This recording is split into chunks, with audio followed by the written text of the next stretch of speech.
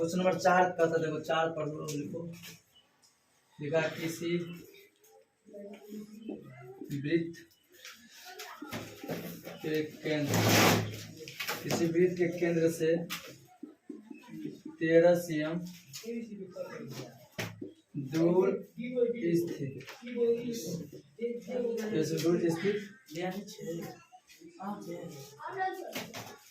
बिंदु P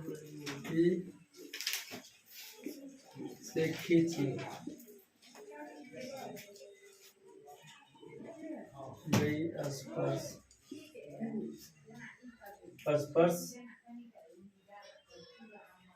गई खींची गई स्पर्श रेखा की लंबाई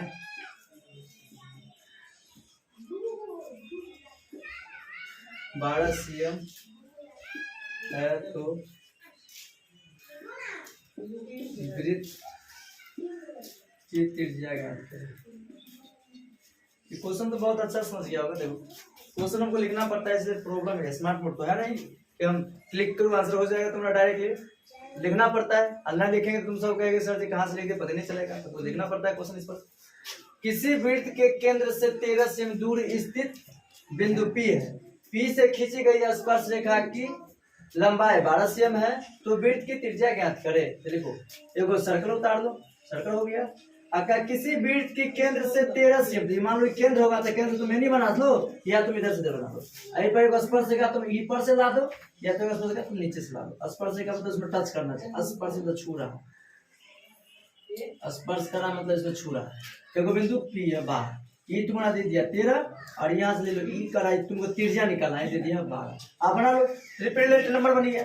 ट्रिपलेट नंबर का मतलब हो गया तुम्हारा पाइथागोरस प्रमेय से, ये 13 है, ये 12 है, तो 13 का स्क्वायर हुआ तुम्हारा 169, और 12 का 144, एम से घटा दो हो गया 25, और 25 का हो गया 5, यानी कि आग मूल्य बना दो 5। देखो वृत्त की त्रिज्या बराबर, त्रिज्या बराबर हो गया तुम्हारा 5। ये तो तुमसे पूछ रहा था, यही तुमसे पूछ रहा सर कि त्रिज्या क्या होगा वृत्त का, 5 cm होगा। इसको बना देते देखो, यह O है, यह OP तुम्हारा दे दिया है तुम्हारा 13 cm, और दे दिया है तुम्हारा AP दे दिया है 12 cm। तो देखो पाइथागोरस प्रमेय से OP निकालोगे तो होता है फॉर्मूला बड़का के स्क्वायर घटे छोटका के स्क्वायर। तो बड़का कितना दे दिया तुम्हारा 13 दिया हुआ है बबल, अब 12 दे है थोड़ा छोटका देने का स्क्वायर कर लो, तो 13 का स्क्वायर हो गया तुम्हारा 169, 12 का 144, घट गया तो 25, 25 का वर्गमूल 5 है तुम्हारा वृत्त का त्रिज्या हो गया आंसर। बताइए फास्ट में उतारिएगा नहीं, ये 25 है, ये हो गया तुम्हारा 5 cm।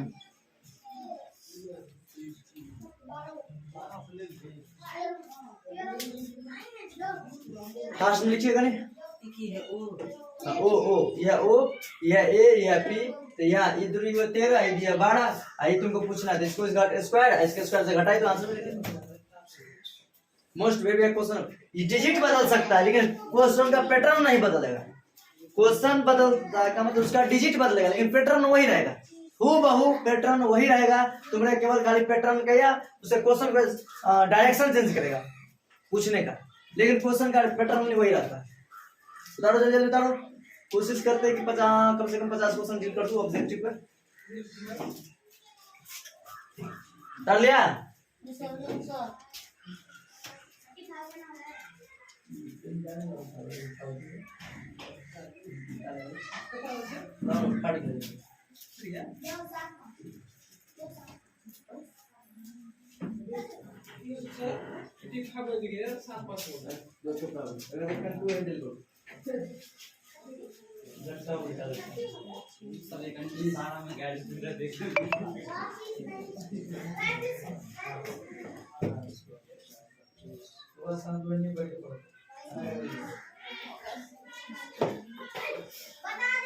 कर लिया? हाँ।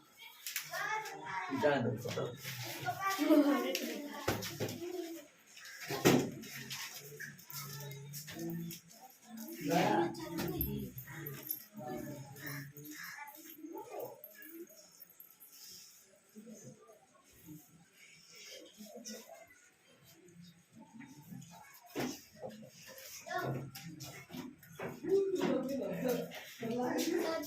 बता दो, समझ गया?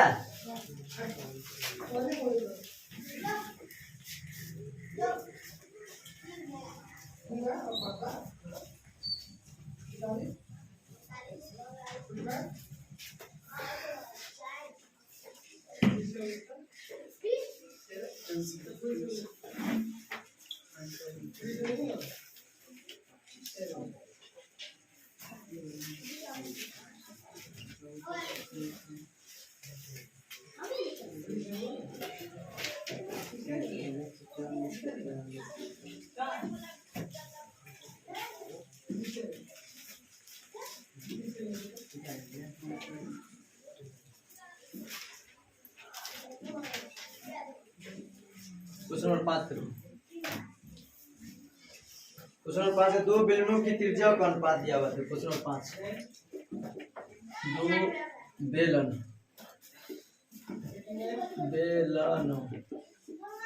बेलनों की त्रिज्याओं का अनुपात, त्रिज्याओं का अनुपात दिया तुम्हारा 2:3 है।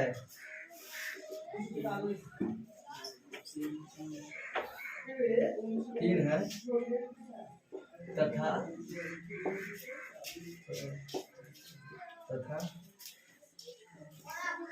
उनकी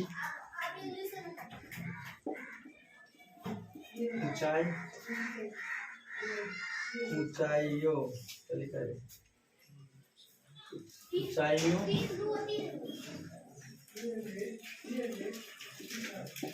का अनुपात 5:3 है। तो उनको आयतनों का अनुपात क्या है?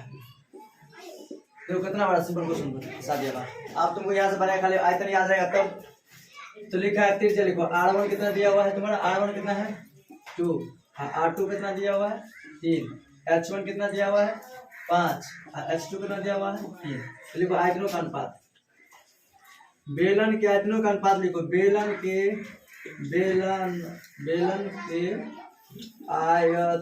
आयतनों का अनुपात लिखो, पाई R square R1 plus H1 अनुपात पाई R square R2 into H2। मतलब पारा का इसको बेलन का आयतन तो पाई स्क्वायर H, बेलन का आयतन क्या होता है पाई स्क्वायर। तो आयतनों का अनुपात कहते हैं R1 H1 मान लिए, तो यहाँ होगा पाई R2 H2 हो गया। तो देखो पाई क्या हुआ, पाई से पाई काट दो, R कितना दिया हुआ है 2 के स्क्वायर H1 कितने H1 5, H1 है तुम्हारा 5 अनुपात R2 कितना R2 3, तो 3 का स्क्वायर H2 कितना दिले 3, तो आप 2 का स्क्वायर 4 गुने 5 अनुपात 3 का स्क्वायर 9 गुने 3, तो आप 20:27 हो गया आंसर तुम्हारा 20:27। जल्दी नोट करो। आप कहेगा सर जब ये क्यों मान लिया डायरेक्ट, क्योंकि 2 को दिया हुआ है, ये R1 का अनुपात है, R1 R2 त्रिज्याओं का अनुपात है, इधर ऊंचाइयों का अनुपात है, H1 H2 मान लिया उसको। तो बेलन के आयतनों का अनुपात होता है, बेलन का आयतन होता है पर्सनली पाई R स्क्वायर H क्या होता है पाई स्क्वायर H होता है। तो यहाँ हो गया पहला स्क्वायर आयतन है, फिर दूसरा आयतन हो गया। तो पहला आयतन के लिए R1 H1 और दूसरा आयतन के लिए R2 H2 हो गया। तो पाई से पाई क्या हुआ कट गया तुम्हारा, तो R1 कितना दिया हुआ है 2 दिया है, तो 2 का स्क्वायर, तो 2 का स्क्वायर 4 हो गया, गुने H1 कितना दिले 5, तो 5 गुने 5 होगा 20 हो गया यहाँ से। R2 कितना दिया हुआ है 3 दिया हुआ है, 3 का स्क्वायर 9 हुआ, H2 में 3 3 9 9 27, यानी 20:5 तुम्हारा हो गया आंसर 27 हो गया। पूछेगा नहीं पूछेगा 100%। वैल्यू तो पूछना है, मेंसुरेशन से क्वेश्चन तुमको नहीं आया हो ही नहीं सकता, मेंसुरेशन में क्वेश्चन आएगा करेगा। फार्मूला याद रखो, पूरा क्वेश्चन बना दो फिर तुम लोग। चलो बनाओ जल्दी बनाओ।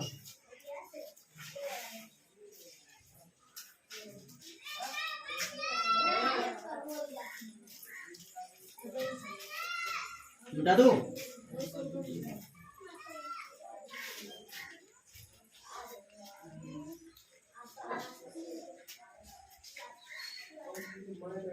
घर पे कुछ नहीं करना, खाली बैठ के रिवीजन करना। रिवीजन इंग्लिश में कहा था रिवीजन और डिवीजन, जितना तुम लिख दोगे ना उतना ही रिवीजन मिलेगा 100% श्योरली। एक भी नंबर नहीं काटेगा, मैथ है, मैथ में एक भी नंबर नहीं काटेगा। जिसका मैथ अच्छा गया फर्स्ट में रखा हुआ है, मैथ साइंस हिंदी शब्द ऐसा लिख दोगे काम बन जाएगा, खाली लिख लिख कर समाज बनाना। अब तुम लोग खाली पढ़ना है, मेहनत करो। 13 दिन हो गया, 17 दिन नहीं हो गया तुम्हारा, तो इस समय मानो नहीं मंथ हो गया अभी बच्चा का। बेटा दो लगभग में 1 मंथ। बेटा दो समझ में आया क्वेश्चन? फिर समझ दो। दो बेलनों की त्रिज्याओं का अनुपात कितना दिया हुआ कि त्रिज्या का अनुपात यानी त्रिज्या खाली R1 R2 दो का है ना, क्या हुआ है? तो दो को होता क्या बनेगी? इसको मानेंगे R1, इसको क्या मानेंगे? R2। और क्या लिखता है? तथा उनकी ऊंचाइयों का अनुपात, ऊंचाई मतलब हाइट, h h से ऊंचाई ज्ञात करते हैं। जब h हो गया तीनों H1 H2 हो गया, तो उनको आयतनों का अनुपात क्या होगा? आयतन का अनुपात तुमसे पूछ रहा है। R1 कितना है? 2। R2 कितना है? H1 कितना है? 5। H2 है 3। तो तुमको बोला बेलन के आयतनों का अनुपात, तो बेलन का आयतन पास करे। लेकिन पहला R1 H1 पहला आयतन है ना, क्या मैं पहला होता है। अब बेटा दूसरा पहला आयतन दूसरा आयतन, तो पहला आयतन पहला R1 H1 और दूसरा आयतन R2 H2, तो 5 से 5 क्या हुआ? कट गया। तो R1 का मान कितना है? तो 2 का स्क्वायर गुण H1 कितना है? 5 गुने 5 अनुपात R2 कितना? R2 3, तो 3 का स्क्वायर गुण H2 कितना है? 3, तो 2 का स्क्वायर कितना होता है? 4 और 5 का 20 और 3 का स्क्वायर होती है 27, 20 अनुपात 27 तुम्हारा यू विल बी आंसर। अगला मिनट बनाओ।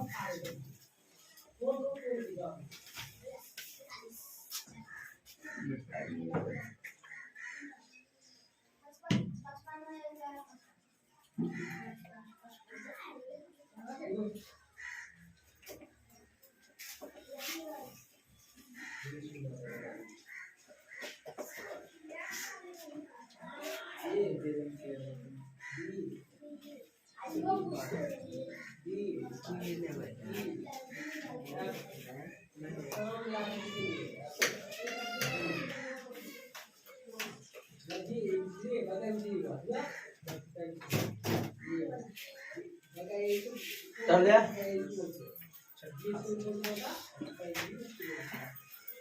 क्वेश्चन नंबर 6 देखो क्या करता है। क्वेश्चन नंबर 6 निम्न में कौन सा द्विघात समीकरण नहीं है? द्विघात समीकरण नहीं है। देखो द्विघात समीकरण ऑप्शन दे रहा है, बड़ा निम्न में से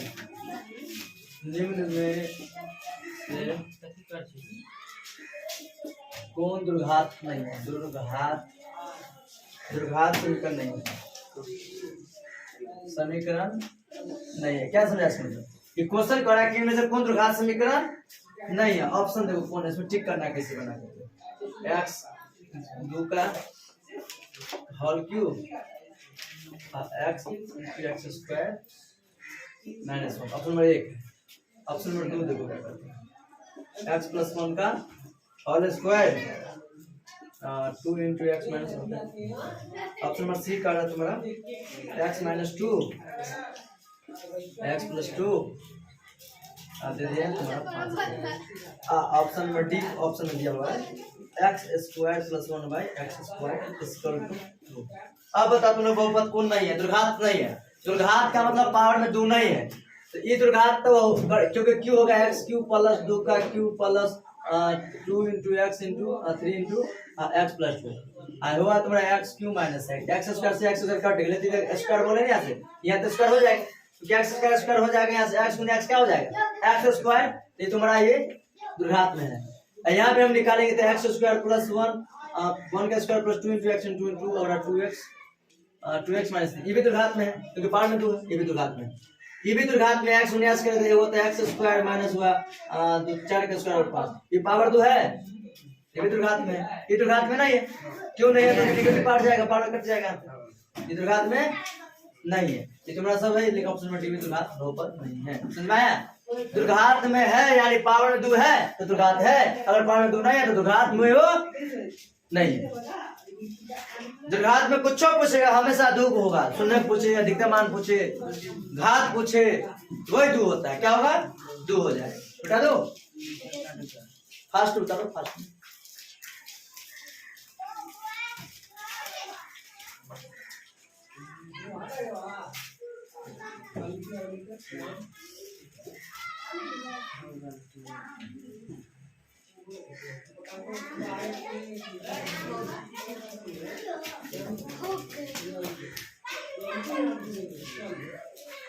कर लिया?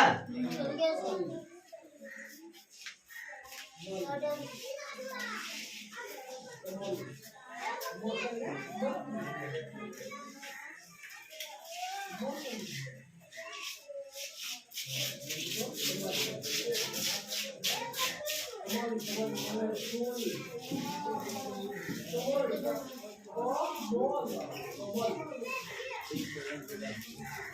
लिया?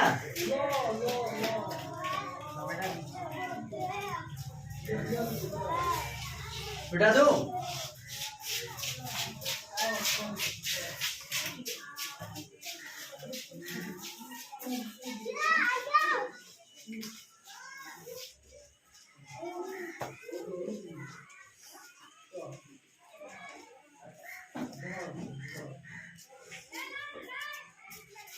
क्वेश्चन नंबर 7 देखो।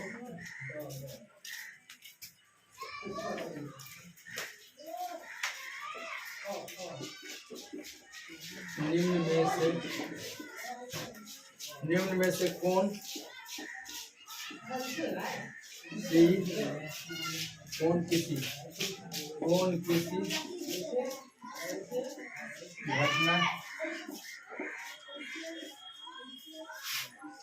किसी घटना के पर्याप्ता नहीं है, नहीं है, ये पूछता ही है। आप देखिए यहाँ नंबर 2 ऑप्शन नंबर तुम्हारा दिया हुआ ए 3.5, ऑप्शन नंबर 2 दिया हुआ है 0.2, ऑप्शन नंबर सी दिया हुआ है 0.3, ऑप्शन नंबर डी दिया है 60%। आप बताओ पर्याप्ता नहीं है। Option number A, option number A क्यों नहीं है? एक शब्द को बता दो। पर्याप्ता का अधिकतम मान 1 और न्यूनतम मान 0, अधिकतम मान 1। आप कहेगा सर जी तो 60%, 60% का मतलब क्या समझा? 60/100, 0 कट गया यानी 0.6 तो एक से छोटका हो गया ना। 60% का मतलब क्या समझा? 60/100। 80% का मतलब क्या समझा? 80/100। 100% क्या समझा? 100/100। ये ना कहे तुमको 75% 100/100 75/100। तो प्रतिशत को हटाएगा तो बट्टा कितना जाएगा?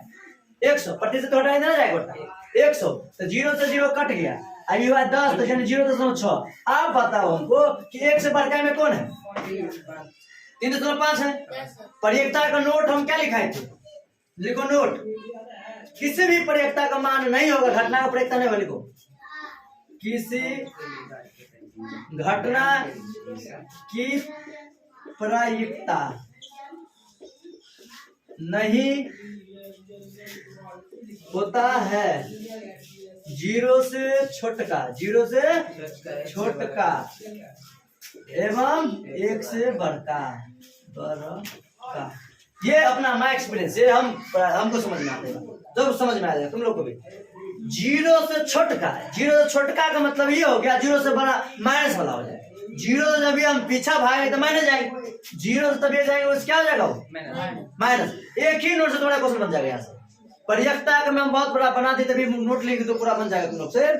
किसी घटना की पर्याप्ता नहीं होता है तो कौन नहीं होता है? 0 से छोटका। तो 0 से छोटका होगा तो -1 होगा, -2 होगा, -3 होगा, -4 होगा। दुनिया बहुत तक जा सकते हो तुम। तो 0 से छोटका और 1 से बढ़का। तो 0 के बाद एक ले लो, एक बाद 2 3 4। ये भी नहीं है, ये भी नहीं है, खाली इतने हैं पर्याप्ता। 0 से छोटका नहीं है और 1 से बढ़का नहीं है, यानी 0 के बाद होगा 0.1, 0.2, 0.3, 0.4, 0.5, 0.6, 0.7, 0.8, 0.9। एक पर्याप्ता है। आप कहेगा 1.1 नहीं है, 1.2 नहीं है, क्योंकि 1 से बढ़का हो गया। जब ये 1 से बढ़का तो पर्याप्ता नहीं, 1 से बढ़का तो पर्याप्ता नहीं होगा, कभी नहीं होगा। नोट कर लो कि किसी घटना की पर्याप्ता नहीं होता है 0 से छोटका एवं 1 से बढ़का। 1 से बढ़का हुआ पर्याप्ता नहीं हुआ। इसमें तुम्हारा क्वेश्चन पूछ रहा है निम्न में से कौन किसी घटना की पर्याप्ता नहीं है? किसी घटना की पर्याप्ता नहीं है तो किसी घटना की पर्याप्ता कौन नहीं है? क्योंकि यही तो 1 से बढ़का है। 3 कितना है? 5 है। 3.5 यानी 1 से बढ़का, यानी पर्याप्ता ही नहीं है। क्या 0 से बढ़कर 1 से छोटका है? होगा। ये 03 ये भी होगा, 006 ये भी होगा, 07 वो भी होगा, 008 भी होगा, 009 भी, लेकिन 1 भी होगा, लेकिन 1.1 कभी नहीं हो सकता। 1.1 होगा नहीं होगा, कहेगा क्या 2.5 होगा, कहियो नहीं होगा, क्योंकि 1 से बढ़ का ही। 1 से जब ये बढ़ गया समझो प्रेरकता नहीं है, 1 से बड़ा प्रेरकता नहीं है, 1 से छोटका यानी 0 से छोटका हो गया तो प्रेरकता नहीं है, लेकिन 0 से बढ़का होना चाहिए, 1 से छोटका होना चाहिए, बात खत्म हो गया। आप देखो यहाँ से और पॉइंट निकलते हैं, बिठा दो ये बात समझ में आया। किसी घटना का प्रेरकता नहीं होता, कौन नहीं होता है, 0 से छोटका, 1 से, आप समझ गए ना। अब यहाँ तुमको कह दिया भाई 75%, आप बताओ ये होगा कि ये होगा, ये होगा। अब इसको हटा दिया एग्जामिनर, कह दिया बउआ क्या 1 का, बताओ कौन प्रेरकता नहीं होगा, तभी यही नहीं होगा। सोचे देखना है तुमको कि 0 से छोटका कौन और 1 से बढ़का कौन, पकड़ के सरिया दो केवल में, क्या समझा। 1 से जब ये बढ़का गया सरिया दो पकड़ के, 0 से छोटका उसको भी सरिया दो, तो हो गया तुम्हारा आंसर। ये 75% का मतलब ये हो गया तुम्हारा 75/100, यानी कि 0.75, 0.7 का वैल्यू होगा। तो को वैल्यू लेते हैं, क्लियर। अगला इसका नोट लिखो, पॉइंट लिखो पर में इसी का, चलो इसका अगला सवाल बताते हैं, इसे नोट कर लो। चल 2 को नोट कर लो, यहाँ से तुम्हारा पूरा क्वेश्चन बन जाएगा, क्वेश्चन पूरा बन जाएगा। तुमको 2 को नोट लिखाते प्रेरकता का, कभी तुमको टेक दे पढ़ाने की बात नहीं, क्या बात। 2 को नोट लिखो प्रेरकता का, पूरा क्वेश्चन बन जाएगा तुमसे। प्रेरकता में जाने कहाँ है, 2 पॉइंट को पूरा क्वेश्चन बनता है।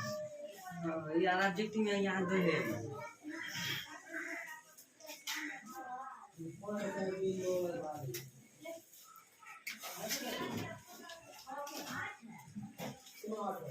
क्वेश्चन कर रहा है तुम्हारा, नोट लिखो, ध्यान करो। एक नोट लिख दिया, दूसरा नोट लिखो,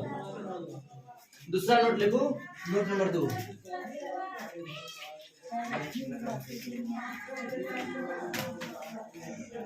नोट नंबर 2 लिखो, संभव निश्चित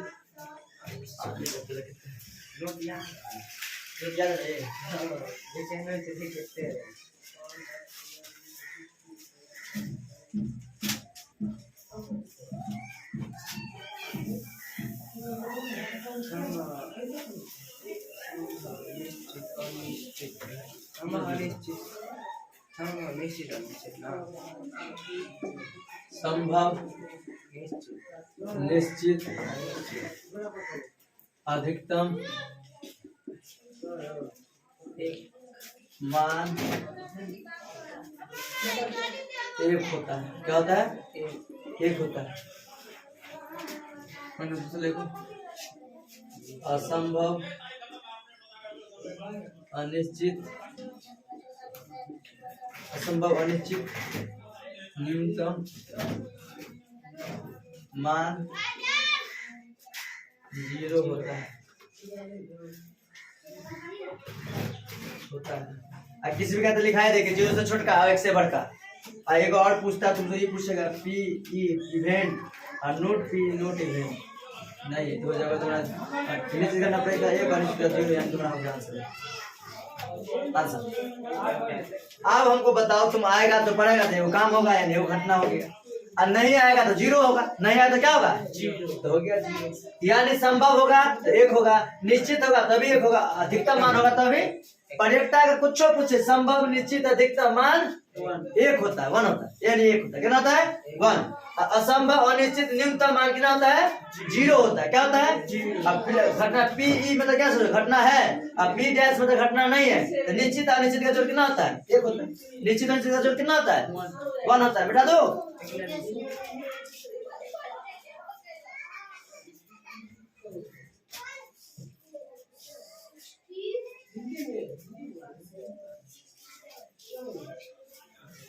बता दो,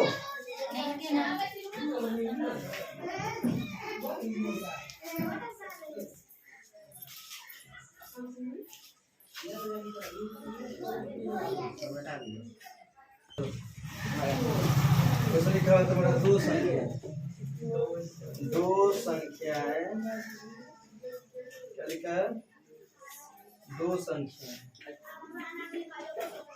2 संख्या ए और बी है,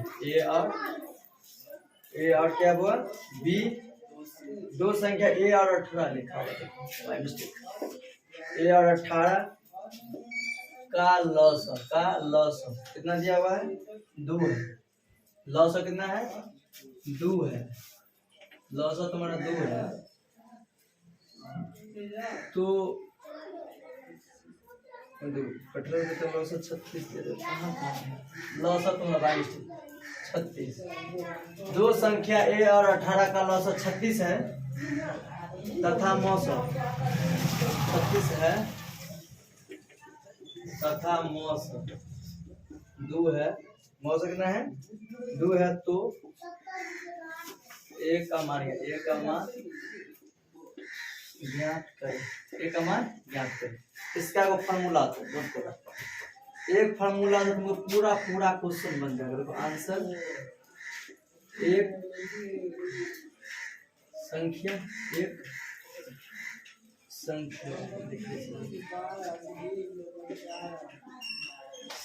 गुने दूसरी संख्या लॉस गुने मौसम दिया। आप देखो तुमको दिया कौन कौन है।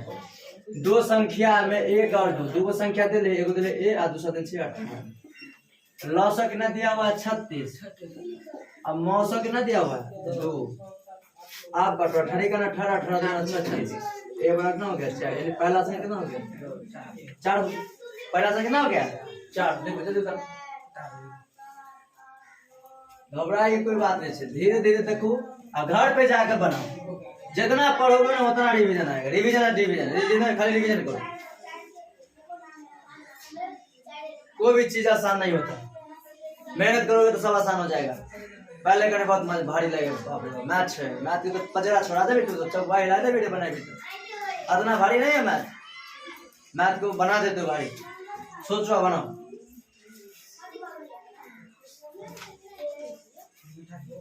बेटा दो समझ में आया। ऐसे तुम्हारा ये क्वेश्चन करेगा एग्जाम में 36 दे देगा 72 दे देगा 40 दे देगा 50 दे देगा। कौन सी बात है। तू भी तो ऐसे ना बड़ा जीनियस चला है केबीएस के विद्यार्थी। तुम तो क्यों नहीं ला दोगे पूरा क्वेश्चन को कि दो संख्या देगा एक संख्या दूसरा संख्या देगा। अल्लाह से दे 36 तथा मौसम दे 2 तो एक संख्या पूछ एक का मान पूछ रहा एक मान पूछ रहा तो डायरेक्ट क्वेश्चन पूछे बनाना। एक संख्या गुने दूसरी संख्या एक संख्या गुने लॉस इस 4 में 3 को देगा। इस 4 में 3 को कोई भी दे देगा। एक ऑप्शन रखेगा या तो पहले का ऑप्शन रखेगा या दूसरे का ऑप्शन रखेगा या लॉस ऑप्शन रखेगा या हटा के रखेगा या मौसम हटा छुपा लेगा। तो तुमने इसमें कौन दिया पहला दिया है कितना ए तो पहला ए है और दूसरे कितना दे दिले 18 और बराबर और लॉस कितना दिले 36 और मौसा कितना दिले 2। 18 का 18 दो ना 36 2 दूनी हो गए एक मान 4 एक मान कितना हो गया 4। देखो कितना आसान। अगला सवाल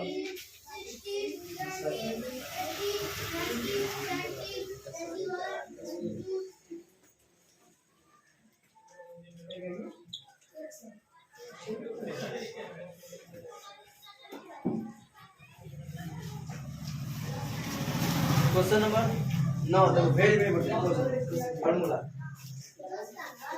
सब जानते ही होंगे तुम लोग। Sine square theta plus cos square theta का मान क्या है। आप यहाँ पर कुछ दे देंगे थीटा का मान कुछ रहेगा तो मानेगा sine square theta plus cos theta का मान 1। क्वेश्चन नंबर तुम बताओ question number 10 p is equal to minus 4 into 2 और q is equal to 8.6 को मिलाने वाली रेखाखंड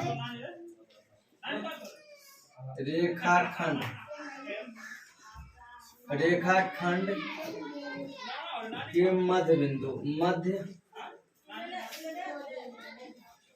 मध्य बिंदु के नियामक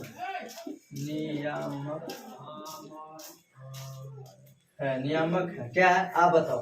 मध्य बिंदु का फॉर्मूला याद होगा तुम लोग को। लिखा है x1 मान लो x1 y1 आई है x2 और y2। तो मध्य बिंदु का फॉर्मूला क्या होता है। मध्य मतलब बीच में मध्य बिंदु इक्वल टू होता है x1 प्लस x2 बाई 2 और y1 प्लस y2 बाई 2। याद है करो रट्टा मार दो ना छोटे रट्टा मार दे तुम समझ के याद करो पूरा बन जाएगा। कुछ भी रहेगा क्वेश्चन मध्य बिंदु का, तो मध्य मतलब बीच में जोड़ देना है, दोनों के जीरो के तो बीच वाला बिंदु आ जाएगा। बताओ x1 कितने है यहाँ -4 प्लस x2 कितने है 8/2, y1 कितना है 2 है, अब y2 कितना है 6 है। यानी पहिलका में या दूसरका में टेंशन ना छे कर, पहिलका को पहिलका में जोड़ दो और दूसरका को दूसरका में जोड़ दो और दूसरे भाई लगा दो। क्या समझा? पहिलका को पहिलका में जोड़ना है और दूसरे भाग लगा देना है और दूसरका को दूसरका में जोड़ देना है। तो कहना 8 में 4 घट गए, 2 लोग करना, तुम्हारा 4/2 और 6 2 8, 8/2 ये लोग कट गए, 2 ये लोग 4, यानी तुम्हारा आंसर होगा 2,4। आंसर यूनिट आंसर तर जल्दी तर।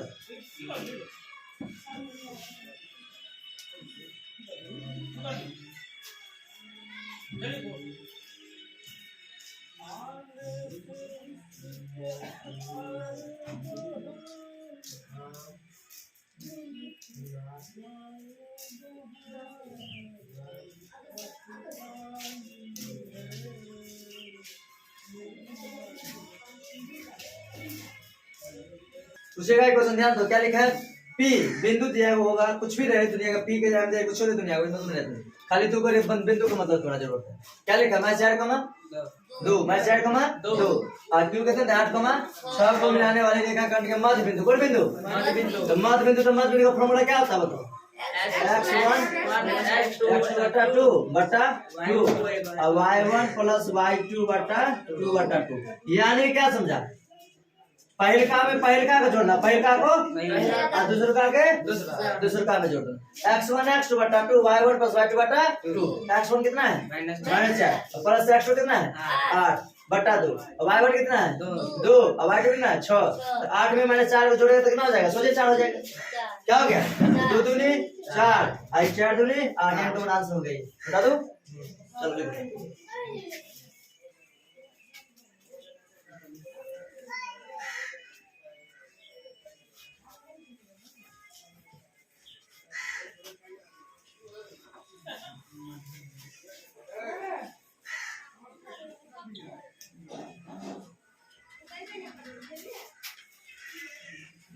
Question number 11।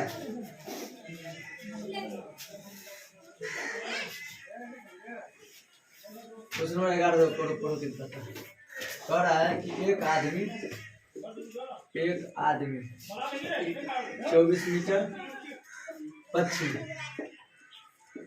24 मीटर किधर जाता है? पश्चिम जाता है। पुनः वह 10 मीटर उत्तर जाता है।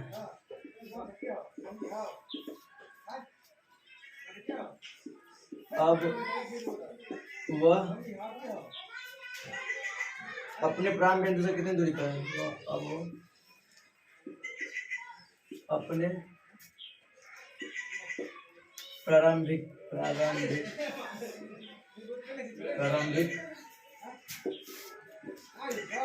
बिंदु से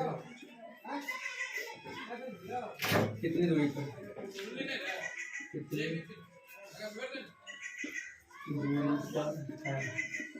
अपने प्रारंभिक बिंदु से कितनी दूरी पर? कहा कि एक आदमी 24 मीटर पश्चिम जाता है, पुनः वह 10 मीटर उत्तर जाता है। अब वह अपने प्रारंभिक बिंदु से कितनी दूरी पर स्थित है? ध्यान से सुनिए। पश्चिम मतलब होगा south west area, north south east, यानी उत्तर दक्षिण पूर्व पश्चिम। तो 24 मीटर तुमको यहाँ इधर 24 मीटर पश्चिम आ जाए, यहाँ से आप 24 मीटर पश्चिम। पुनः ये किधर जाता है? उत्तर जाता है। उत्तर क्या करना? 10 मीटर। आप बताओ यहाँ से वो यहाँ तक का दूरी में कौन से एरिया कर निकालना होगा। क्या निकालना होगा? पाइथागोरस पढ़े में बढ़िया नहीं कि कौन त्रिभुज बनेगा? ऑप्शन कौन त्रिभुज? A B C। ये क्वेश्चन समझ बन जाएगा 100%। तुमसे क्या कहा? एक आदमी है, यहाँ एक आदमी है जो पश्चिम जाता है। कितना किलोमीटर? 24 मीटर पश्चिम। तो यहाँ से पश्चिम, यहाँ से तो पूर्व चल जाएगा, यहाँ से ना पश्चिम आएगा। अब पुनः वहां से क्या चलता है? अब वह अपने प्रारंभिक बिंदु से पुनः 10 मीटर उत्तर, तो इधर नीचे आएगा तो दक्षिण चल जाएगा। किधर आएगा? तुमको हमको उत्तर जाना था, यहाँ से ऊपर ले जाएंगे, उत्तर जल गया तो बोला तुमको आप उसको अपने प्रारंभ बिंदु से कितनी दूरी पर है, तो ये निकालना है, कर निकालना, लिखो सिंपल बात। ये भी कितना हो गया तुम्हारा 10 मीटर। ऑब्जेक्टिव को शॉर्ट मीटर से बनाएगा, बीसी कितना दे दिया तुमको 24 मीटर दे दिले। अब तुमसे क्या पूछ रहा है एसी, ये ना यहाँ से वो यहाँ तक कितना दूरी पे स्थित है, तो एसी पूछ रहा है तुमसे, क्या पूछ रहा है बीसी, एसी पूछ रहा है। एसी का फॉर्मूला क्या होता है ए बी के स्क्वायर प्लस बी सी के स्क्वायर। ए बी कितना है, ए बी 24 तो 10 के स्क्वायर आप प्लस 24 के स्क्वायर, तो 10 के स्क्वायर कितना हो गए 100 और 24 के बाद 576 जोड़ दो, हो गया तुम्हारा 676 676 का वर्गमूल कितना हो गया 26 मीटर, 26 मीटर ना, ये तुम्हारा अपना दूरी पे 26 मीटर दूरी पे स्थित है। चलो आंसर फॉर्मूला याद है, पूछेगा ही, फॉर्मूला पड़ेगा और सवाल बना है। बहुत सवाल बनता है, एगो नहीं। 676 में से 26 का नहीं 676 का वर्गमूल होता है 26, नहीं होता, 26 के स्क्वायर 676, 25 का 525, 25 का 625, 25 का 625, 676 26 का है। हाँ समझ गए।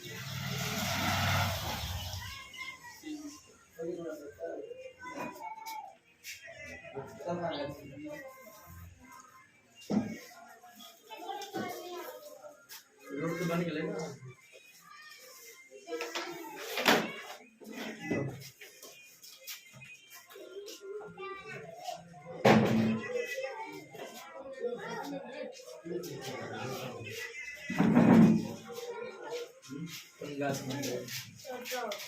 उतार दिया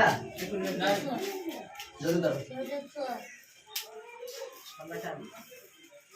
20 ऑब्जेक्ट हमको बनाना है, नहीं यार जल्दी चित्र बनाओ, बिगाड़ेगा दे दे तो।